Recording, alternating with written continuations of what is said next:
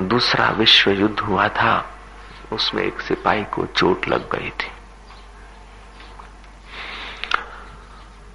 बुरी तरह चोट लग गई थी, बेहोश रहा।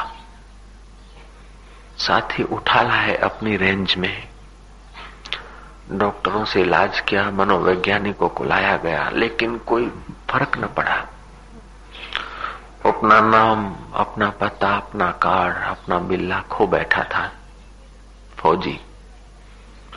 मनोवैज्ञानिकों ने अभिप्राय दिया कि इसको अपने जन्म स्थान में घुमाया जाए,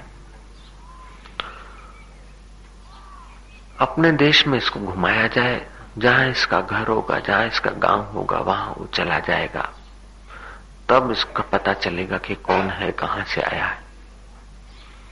व्यवस्था की गई, 2 आदमी साथ में दिए।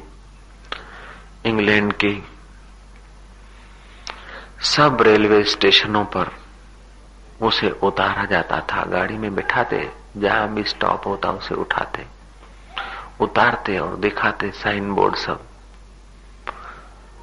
काश अपना साइन बोर्ड देख ले, इसकी स्मृति जग जाए, अपने गांव आ जाए। पूरा इंग्लैंड घूमा वो, कहीं उसकी स्मृति जगी नहीं। साथी निराश हो गए। अब लोकल ट्रेन में यात्रा कर रहे थे, छोटा सा एक गांव आया, नीचे उतारा।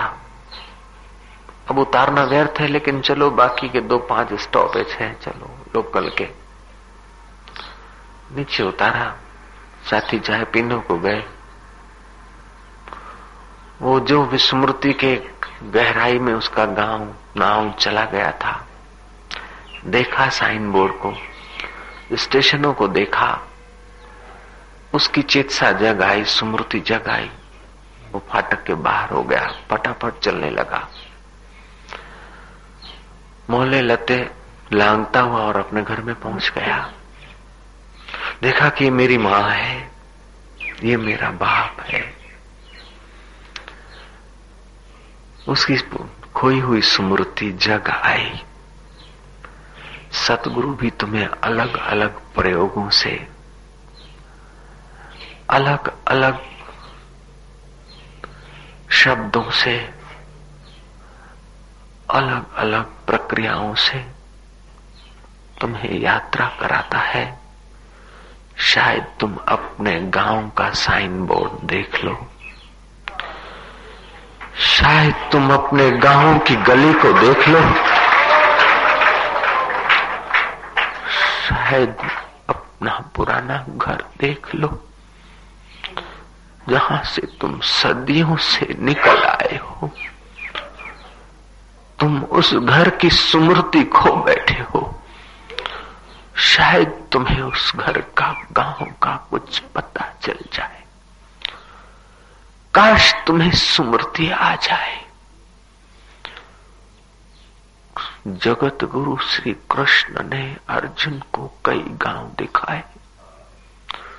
सांख्य के द्वारा गांव दिखाया, योग के द्वारा गांव दिखाया, निष्काम कर्म के द्वारा गांव दिखाया, लेकिन अर्जुन अपने घर में नहीं जा रहा था। कृष्ण ने कहा, अर्जुन अब तेरी मर्जी, यथेच्छसि तत् कुरु। अर्जुन बोलता है, नहीं मालिक, प्रभु ऐसा न करो, मेरी बुद्धि कोई निर्णय नहीं ले सकती, मेरी बुद्धि गांव में प्रवेश नहीं कर सकती।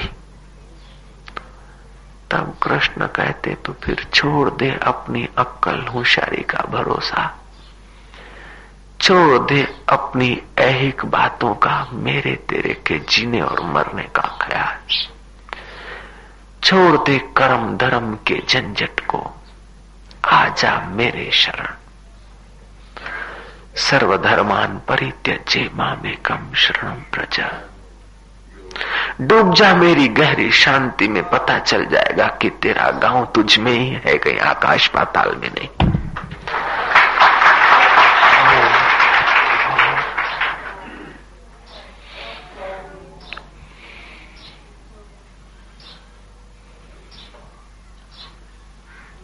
हमारे ऐसे दिन कब आएंगे कि हमें भी अपना गांव की प्यास पैदा हो जाए, हम भी अपने गांव के साइन बोर्ड को देखकर प्रविष्ट हो जाए।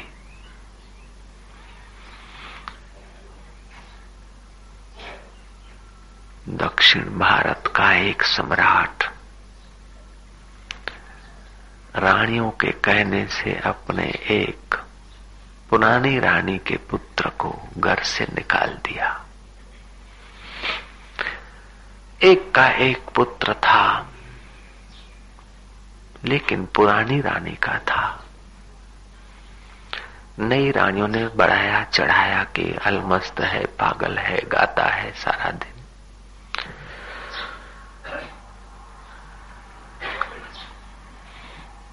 ये आपकी इज्जत का बखेड़ा करता है। बार बार सुनने पर बात असर कर जाती है। राजा उस राजकुमार को गिरी हुई निगाहों से देखता था और वो गिरी हुई निगाहें पक्की होती चली गई और राजकुमार को पिता की ओर से प्रेम न मिलने पर उसका प्रेम प्रभु की ओर होने लग गया। वो गाता था टूटी फूटी भाषाओं में, मस्त मवालियों जैसा कुछ गुनगुनाता था।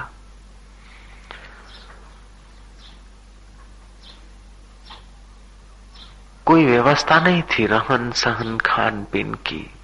जैसा आया उसने खा लिया, जैसा आया जी लिया, जैसा आया पी लिया, जिससे तिससे मिल लिया।